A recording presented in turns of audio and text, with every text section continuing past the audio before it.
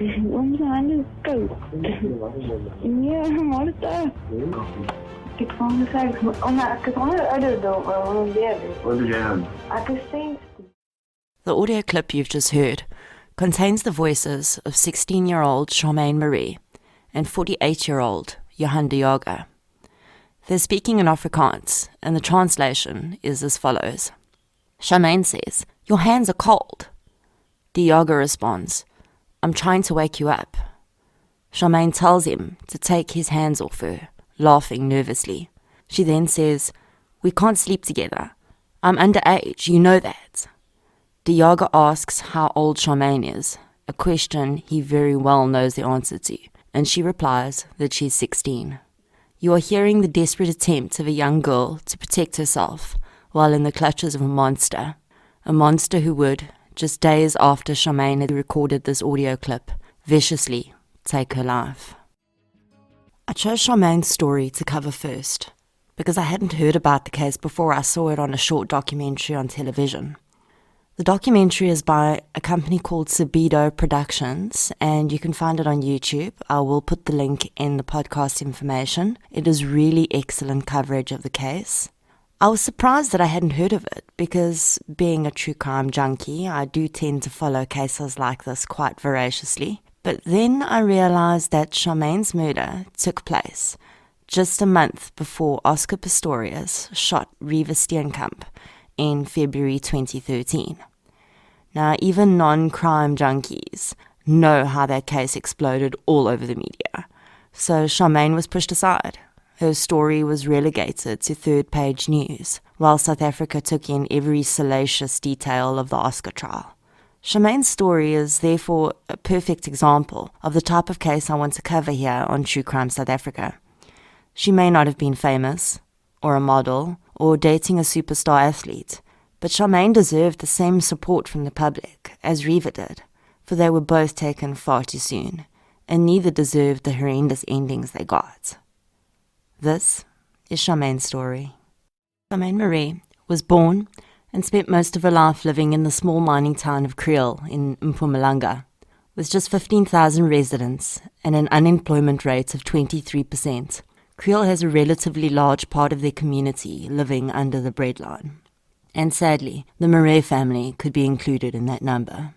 Charmaine, her mother Katrina, her father and brother Jean lived a difficult life in meagre lodgings without electricity and struggled to put food on the table. According to her mother, Charmaine's wish was always to be able to provide for her parents so that they no longer had to struggle. Charmaine was a talented sketch artist and hoped to one day open a tattoo studio.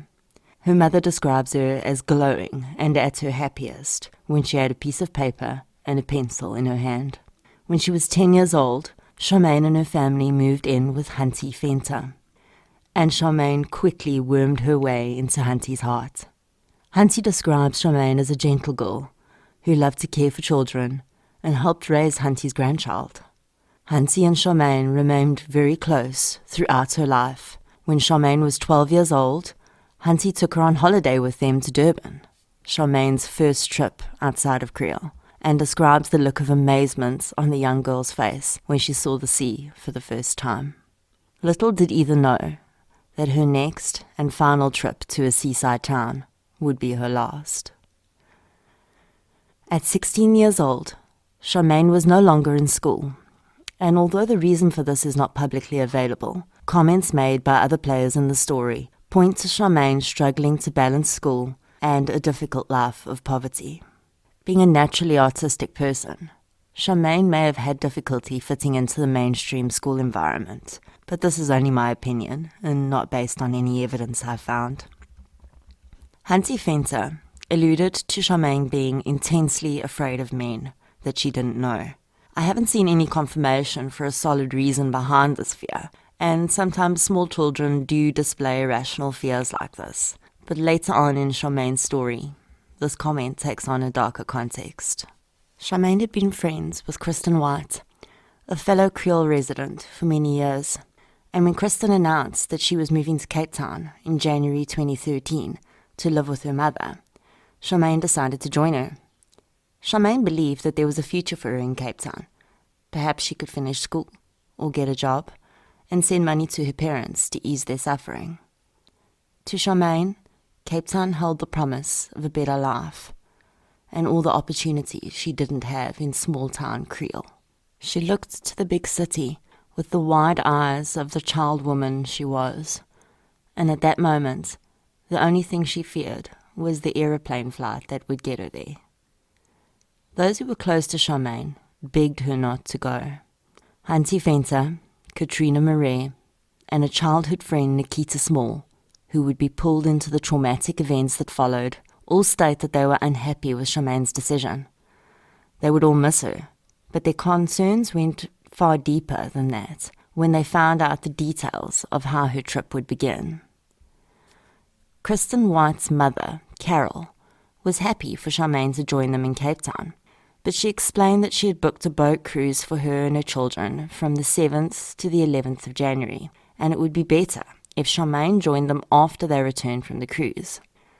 Charmaine was concerned about flying alone, as it would be her first flight, and she was desperate to accompany Kristen when she left for Cape Town on the 3rd of January. Carol recalls explaining to Katrina that this wasn't ideal, as it meant Charmaine would have to spend 4 days alone in Cape Town with just Carol's partner Johan for company in their house, as he would not be joining the cruise. There's no detail available about how Charmaine felt about this arrangement, considering her fear of strange men, but it seems that the excitement of the trip and perhaps the boundless courage of youth convinced her that it would pass quickly, and she considered it more important to be able to fly with Kristen.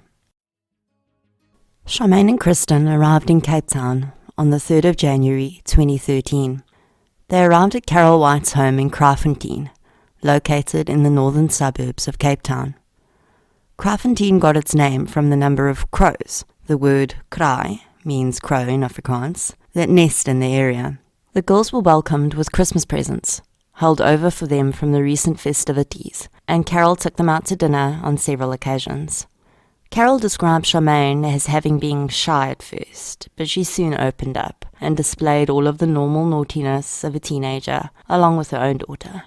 Carol tried to get Charmaine placed back into school, but she was deemed a problem child and rejected by local schools in Cape Town. She had then set up an interview for Charmaine at the local USAVE, which is a supermarket, to work as a cashier. 4 days after having arrived in Cape Town, 16-year-old Charmaine Mare was left in the care of Johan Dioga, Carol White's boyfriend. Johan Dioga, 48, and Carol had been in a relationship at this point for 4 years. She would later describe him as a good partner, a quiet man who loved cars and belonged to a car club. Johan worked as a mechanic. A schoolmate of Dioga's would claim that Dioga suffered severe beatings at the hands of his parents as a child and emotional abuse from his mother. He and his siblings were mercilessly teased at school because they were poor. He was seen as a below-average student, but his love of cars was evident even at that age and became his obsession. In watching Carol describe Johan, I get the sense that there are certain things she's not saying about prior behavior. I'm in no way saying that she knew what he really was, but I'm sure that when someone you love proves to be hiding such dark secrets, hindsight becomes 20/20, and I can only imagine that Carol would have obsessed over every detail of their lives together after the revelations came to light. No doubt she would have taken on some survivor's guilt, a guilt, of course, which is not hers to carry. Carol is the mother of a daughter the same age as Charmaine was, and I am sure that she never would have left them alone together if she had for 1 minute thought that Charmaine could be in danger. She was, though. Charmaine was in very grave danger. The monster in Dioga did not take long to come out after he was left alone with the young, defenseless Charmaine. Almost immediately, Charmaine began to complain by text to friends and family in Creole that he was behaving strangely toward her and that she was afraid of him. On the 8th and 9th of January, Charmaine sent text messages saying that Diogo was making sexual advances toward her, touching her inappropriately and asking if he could accompany her to the bathroom to wash her back. The teenager reported to her mother that she was hungry, as Diogo was withholding food from her because she refused to have sex with him. Her mother, desperate to assist her daughter, but without any means to do so, and 1,200 kilometers away from her, told her daughter to run into the kitchen and take a piece of bread so that she could eat. She asked her daughter why she didn't just leave the house. Charmaine reported, and it is unclear at which stage this was, that she was unable to get out of the house. On the 9th of January, Charmaine would start recording voice notes of Diogo's advances, seemingly without his initial knowledge. The audio file I played in the beginning of this podcast episode is one of those.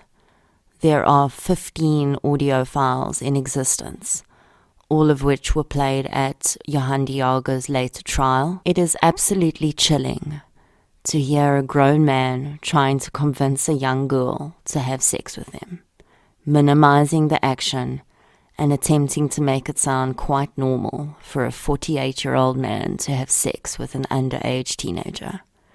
Charmaine, to her credit, keeps her cool, although she must have been completely terrified, and responds to his advances with logical statements that she is underage and wishes to remain a virgin until marriage, and ultimately that she doesn't wish to have sex with him. It is quite clear from the recordings, in my opinion, that Charmaine is doing her best not to make him angry, and also that Diogo is not taking no for an answer. In a move which showed Charmaine's wisdom beyond her years and perhaps her terrifying understanding of her desperate situation, she sent these audio files to her childhood friend in Creole, Nikita Small. On hearing the sound of her young friend being accosted by a grown man, Nikita phoned and spoke with Diogo. She pretended to be Charmaine's mother and told him that she was aware of what he was doing to Charmaine and that he had better stop or she would call the police. Diogo, ever the chameleon, laughed and said that Charmaine must have misunderstood. He claimed that he would never try to have sex with a 16-year-old. Nikita was not convinced and contacted the Kraaifontein police station. In perhaps one of the most disturbing failures of policing I have ever heard of, Nikita contacted the police station in Kraaifontein 4 times in the 4 days that Charmaine was being harassed by Diogo. She explained the situation and that an underage girl was alone in a house with a 48-year-old man, and he was making sexual advances towards her. She further explained that Charmaine knew no one in Cape Town and had no means of escape. The police promised Nikita that they would send a car to the house to collect Charmaine and bring her to the police station for safety until Carol and Kristen returned. They didn't. Nikita recalls that she told Charmaine to keep looking out the window for the police car and to get their attention when they arrived.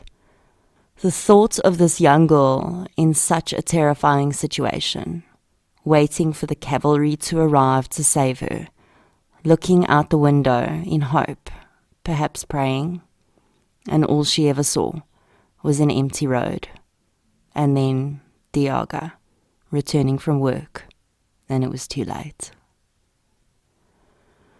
Charmaine made another attempt during that period to get help. It is unclear on which day this happened, but she is reported to have run out of the house and encountered a neighbor a few houses down. She explained to the man that she was in a terrible situation and she needed money for a bus ticket to get back home. The man declined to give her money, but gave her his cell phone number to call if she needed help. I have no disdain for this man's decision. It is a common ruse for young girls to approach people in the street with tall stories of desperation to get money. These girls are often drug addicts or simply scammers, and there's little doubt that this is probably what the man assumed Charmaine was doing.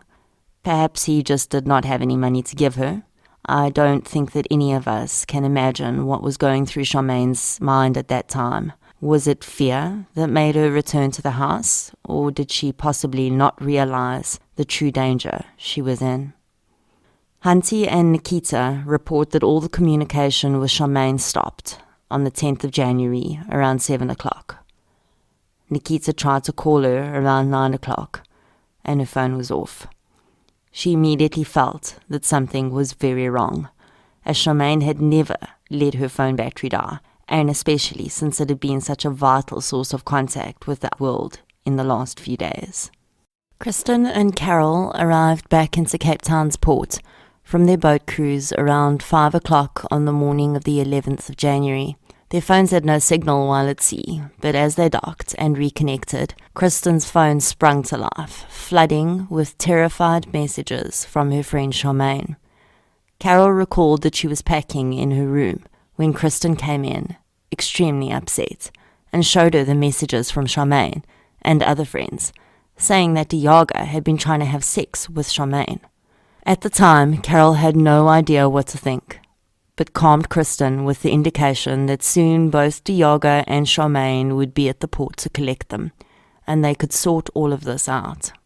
When they disembarked, Diaga was waiting. Charmaine was nowhere to be seen. Carol immediately asked Diaga where she was, and confronted him with the messages Kristen had received. As he had with Nikita, Diaga laughed off the allegations as ridiculous, and said that Charmaine had gone to buy cigarettes at the shop and hadn't returned in time to accompany him to the port, but he was sure she would be back at the house by the time they got home. They could then have a chat and clear this whole mess up. Kristen, Carol and Diaga returned to an empty house in Kraaifontein. Charmaine was not there, and they immediately started driving around the neighborhood looking for her, without success. Carol instructed Diaga to go to the police station with Kristen and report Charmaine as missing. The next day, Carol and Kristen had missing flyers printed and started to distribute them and put them up around the neighborhood. They returned to the police again, who had no news of Charmaine's whereabouts. On the Saturday after Charmaine disappeared, an aunt of hers received a text sent from Charmaine's number stating that she was at a bus station. Carol gave this information to the police. They responded by saying that there were too many bus stations to search. Later that day, Carol and Johan were called into the police station and questioned, according to Carol, by 7 policemen. They asked her about the flyers they'd been putting up, and as the questioning continued, Carol became distraught and shouted at Johan that the situation was all his fault because he tried to sleep with Charmaine. At this point, Johan was taken into a separate questioning room. Carol, who was still under the impression that Charmaine was missing, but presumably unharmed, was approached by a female police officer, who proceeded to give her condolences. Confused, Carol looked to the male officer in charge, who berated the female officer, saying, "We haven't told her yet." They then informed Carol that they believed that they had found the body of Charmaine Mare. They asked about certain identifying characteristics, such as her belly button ring. Nikita Small, Charmaine's childhood friend, who had so courageously stood up for her in the past few days, received a telephone call on her birthday, informing her that Charmaine was dead. Nikita was at work and collapsed on hearing the news and was never able to return to that place of work again. The most harrowing details of her friend's demise were yet to be uncovered. Police discovered the remains of Charmaine Mare in 3 different locations. Her torso, including the head and pelvic region, were found first, burned in an open field. Diaga would later lead police to her legs in a second location, and her arms would be found in a box underneath Diaga's car in his garage at Carol's home. Diaga admitted to carrying her legs in a backpack on his motorbike and discarding them off the side of the highway. When police searched Carol's home, they asked her to show them all the items that belonged to Diaga. In his work jacket, police found Charmaine's cell phone. During his interrogation, Diaga had claimed that he had thrown the cell phone out of his car. In fact, Diogo had used Charmaine's phone to text the message to her aunt, claiming that she was at a bus station. He had also attempted to delete all the audio recordings from her phone. Thankfully, Charmaine had the presence of mind to send them to Nikita and not just store them on her phone. The trial of Johan Diogo started in Blue Downs Magistrates Court on the 11th of November 2013. He was charged with murdering and mutilating Charmaine Mare. Diogo admitted to dismembering Charmaine's body, saying that he was extremely intoxicated at the time, and due to his state, it felt no different than slaughtering a goat. He denied, however, murdering Charmaine. His claim was that on the morning of the 11th of January, when he needed to collect Carol and Kristen from the port, Charmaine had been taking too long to get ready, and he had become irritated with her and grabbed her arm. Diogo claimed that Charmaine had slipped and fallen, hitting her head. After some time passed and she did not regain consciousness, Diogo said that he realized she was dead and dragged her body into a nearby drain. He then left to collect Carol and Kristen. He waited until they left the house the next day to search for Charmaine, and then tried to remove her body from the drain. He claimed that he could not remove it because it had swollen in size, so he had to dismember it. The medical examiner stated during her testimony that there were no head injuries visible on Charmaine, and that her likely cause of death involved strangulation, as dark marks were apparent on her thyroid muscle. Diogo was not charged with sexual assault, as there was no physical evidence of rape or interference. It was, however, deemed extremely likely that he had raped Charmaine, as when her body parts were recovered, the legs were still clothed in tracksuit pants, but no panties, t-shirt, or bra were present, suggesting that she had been in a state of undress and then partially redressed before being dismembered. Diogo strongly denied the allegations and claimed, when presented with the audio evidence that Charmaine had recorded herself, that when he suggested they sleep together, he did not mean have sex. In a wildly narcissistic version, Diogo actually tried to convince the court that he had meant they should sleep side by side. He further claimed that he thought Charmaine was trying to seduce him, and that she had shown him a tattoo in her pelvic region after having pulled down her pants in front of him. In a sad reminder of previous comments made by those close to Charmaine, Diogo claimed that she had told him she had been raped when she was younger. The medical examiner stated that she had not seen any tattoos in Charmaine's pelvic region, and further stated that she believed Diogo had chosen to burn only the torso and pelvis to remove any evidence of his DNA. The evidence to prove Diogo's guilt was overwhelming, but there was more devastation to come. Police had taken Diogo's DNA when he was arrested, and it would soon be revealed in court that Charmaine was not his first victim.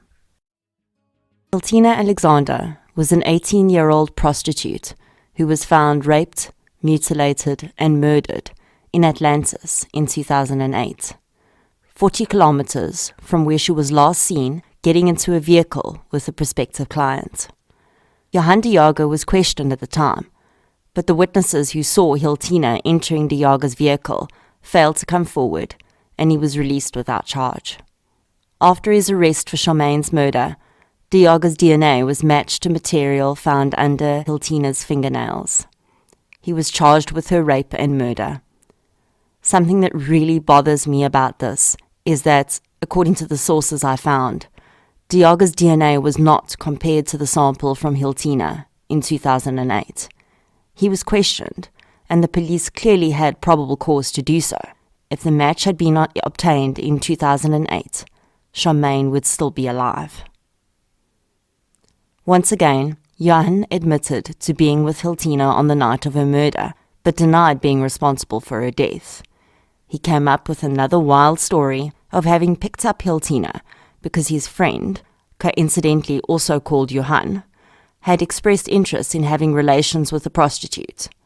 Diogo said that he had told his friend he knew where to find one because he had once given her a lift, and then claimed to have taken Hiltina to the other Johan, and he last saw her alive and well in his friend's bed when he left the home the next morning. To explain the DNA under Hiltina's fingernails, Diaga claimed that the girl had, without prompting, played with his private parts while he drove her to his friend's house.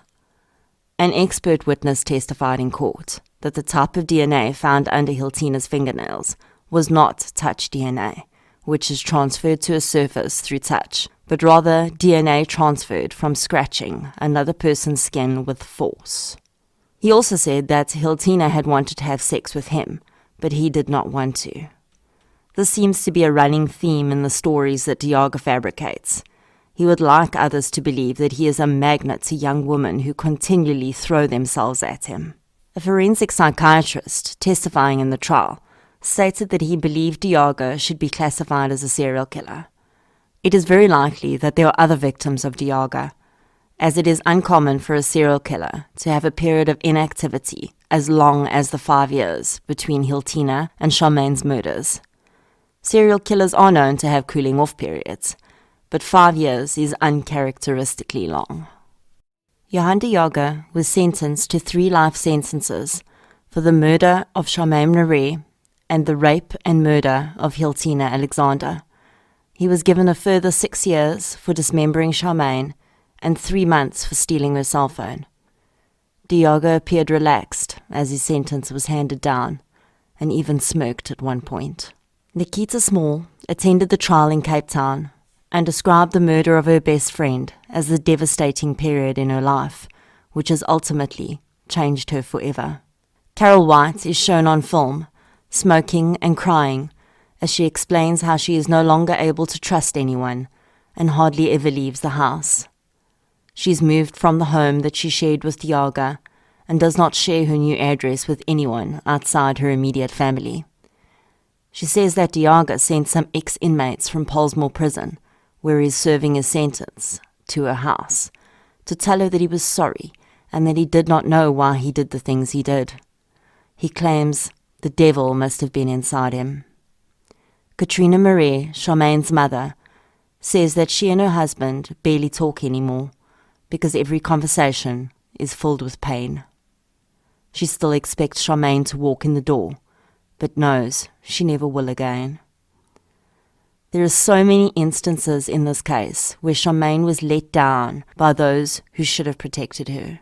The worst failure to act was certainly by the Kraaifontein police, who had 4 opportunities to assist a 16-year-old girl in clear danger, but chose instead to leave her in the clutches of a monster. I've been unable to find any statements from the police to explain their inaction, and honestly, I don't know that any explanation would suffice. Sex workers' organizations demonstrated outside the court during Diaga's trial, and on hearing the guilty verdict, stated that they finally felt that the justice system was taking sex workers' cases seriously. In the end, Charmaine could not save herself, but she ensured that she got her own justice through the audio recording she made and sent. Charmaine would not have known it, but her bravery and clarity of thought in that terrifying situation also managed to get justice for another young girl, Hiltina Alexander. That is Charmaine's legacy. She was a sweet, kind young lady who touched the hearts of many. She was also hugely courageous and possessed a spirit and wisdom far beyond her years. She may have become a victim, but she managed to achieve what no one else had in 48 years of Diaga's life. She exposed his lies and evil deeds and saved countless girls who may have fallen victim to him in the future. Charmaine Mare was her own hero. Thank you for listening to our first podcast episode at True Crime South Africa. If you'd like to hear future episodes, you can visit our website at truecrimesouthafrica.com or download episodes on Spotify or wherever you access your podcast content. As we are in the very early stages of this podcast, we appreciate any constructive feedback so that we can continue to improve this podcast for you, our valued listener. Please interact with us on our social media platforms, Facebook, Twitter, or Instagram. And please review us on the podcatcher you use. I will leave a full list of resources I used to research this case in the podcast information. I look forward to chatting to you in our next episode.